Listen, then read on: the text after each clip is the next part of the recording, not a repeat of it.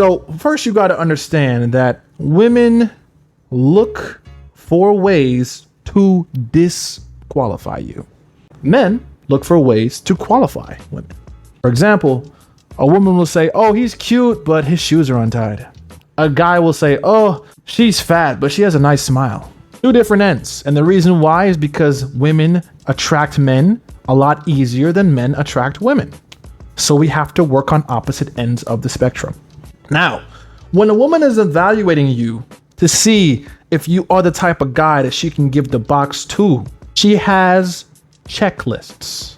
Now, these are not conscious checklists. They are subconscious. A lot of the decisions the women make are based on her biology and her subconscious. So we're going to go through each of these checklists and you will understand why you keep getting rejected for sex when the time comes. Now, for lack of better terms, we're going to call the two checklists an alpha checklist and a beta checklist, because that's just easier to remember. Now, example of the alpha checklist: tall, in shape, handsome, charming, mysterious, dangerous.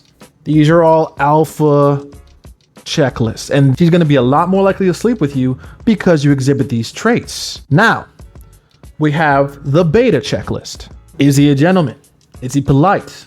Is he a good listener? Will he invest in me? Does he have a good job? These are all a part of the beta checklist. Now, the alpha checklist is for instant gratification. The beta checklist is for long-term security. Now, I'm going to explain why the woman is more likely to fuck the alpha versus the beta. The reason why is because the alpha traits stimulate her biology. It's hitting all of her biological triggers, right? If he's strong, if he's capable, if he's charming, if he's good looking, I want to replicate with him. I want to have his offspring, because then my kids will be strong.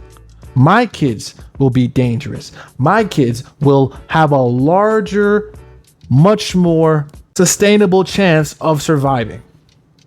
That is how a woman evaluates the alpha, right? With the beta, it's not so much about her children. Now it's more about her. If I am with this guy, I will live a life of comfort. I will be safe. I will be secure, and my children will be safe as well. Because of that, they're going to invest more time into making sure that you like her. So they're going to put on a front that they're pure. They're going to make you wait for sex because you fulfill all the checks that she desires for herself, while the alpha fulfills all the checklists that she desires for her offspring.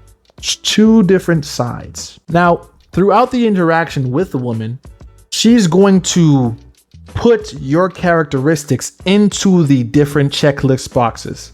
And whichever one that you show more traits of, that is the category she will put you in. Now, believe it or not, there are pros and cons to fulfilling each checklist. I'm going to go through each so you can understand where you want to be or how you want to be identified when dealing with women. The alpha checklist, the pros are you get sex pretty quickly and low investment is required. You don't have to put too much into it, okay? The cons of fulfilling the alpha checklist is that you have to deal with a lot more shit tests because she's giving you a crash course. She's trying to evaluate your value rapid fire, right? But the quicker you pass the test, the quicker you get the sex, obviously. The other con is that there is little to no chance of a continued relationship with the woman because, once again, there are no beta characteristics within you. There's no long term with you. It's fast, it's hot and heavy, but there's no staying power if you're all alpha checklist. Now, with the beta checklist, if you clear that, the pros are there's a high likelihood of you guys getting into a relationship. And the other pro is that there's a lot less shit tests. She's trying to put her best foot forward with you. You have a good job. You're polite. You listen to her. You're a gentleman. She's trying to put her best foot forward with you to present herself as this ideal that men all have about women. So she's not going to shit test you like she would the alpha. All she's doing is just making sure that he is what she believes he is. But for you, she just want to make sure that you see her as a long-term partner candidate. So she's going to make you wait, make herself more virtuous, make herself seem like the perfect girl for you to settle down with because she likes you. But she's not sexually attracted to you. Now, the cons of the beta checklist is that it's a much higher investment for you. You gotta take her out on more dates, spend more money on her, talk to her more. It's a lot more time that you're putting in. And it takes much longer to get sex, and sometimes you may not ever get sex. You might just get friend zoned, my G. You might just get used as the foodie call, as the guy that she talks to when she's bored, as just some entertainment. That's a con. Oh, in my life, I have personally passed both the alpha and the beta checklist. Now, when I passed the alpha checklist, I already understood women at that point, so it was plug and play, pretty easy. I made sure to present myself as a dominant male figure. I'm obviously in shape, as you can see. I'm taller than average. I was pretty charming. Any type of shit test that she threw at me, I passed with flying colors. So I was able to beat the cheeks expeditiously. Now, I have also been on the opposite end. I have fulfilled a woman's beta checklist. I showed her that I was reliable, that I was a good listener, that I cared about her, that I wanted to be something more. I showed her all of these things. Now, because I'm objectively attractive, I was able to get into a relationship with that girl. Now, here's the thing. Whether you fulfill the beta checklist or the alpha checklist, it's going to be difficult to move on to the other end if you want what the other end gets. So the beta checklist gets the relationship, the alpha checklist gets the sex. If you want the relationship, but you fulfill all the alpha checklists, then you're gonna have to put in some beta qualities into that alpha checklist. Now, if you want the sex, you're gonna have to start getting some of those alpha traits to counteract the beta traits that you already fulfill. It's a really bit of a balancing act, a tightrope that you're trying to walk. And yes, it's difficult. I never said women were easy. I never said that. Okay? They are difficult. However, what I always advise is that you start with alpha, and if she seems like someone that you'd want to get to know more of, then you introduce beta.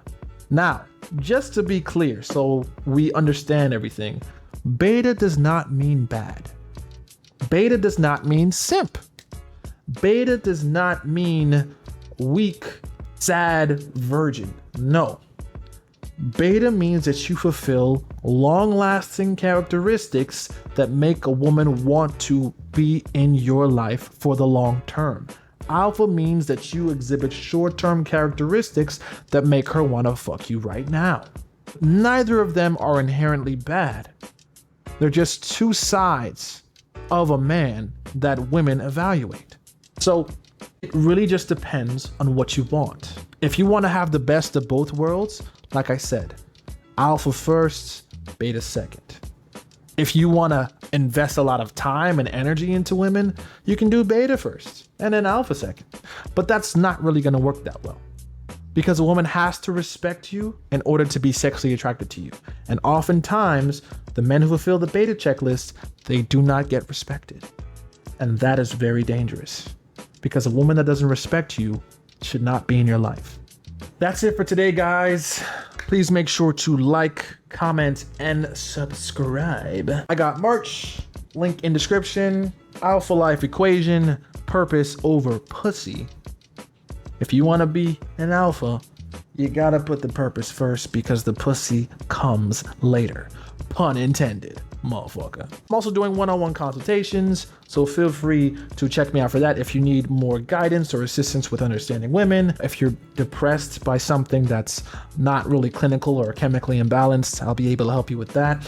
Or if you just lack direction or any goals in life, I'll be able to help you with that too. I'm happy to. I've been King's Wisdom. You're welcome.